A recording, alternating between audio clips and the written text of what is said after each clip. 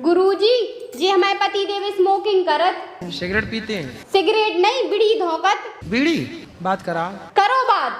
प्रणाम गुरुजी। खुश रहिए, कैसे हैं? बढ़िया है गुरुजी, सब आप ही की कृपा है। क्या सिगरेट पीते हो, बीड़ी पीते हो क्या? गुरुजी बीड़ी पियत, लेकिन आज से छोड़ दें। किसकी कसम खा के कहोगे? अपनी घरवाई की कसम खा के कह रहे हम छोड़ दें। क्या छोड़ दोगे? घरवाई को छोड़ दें।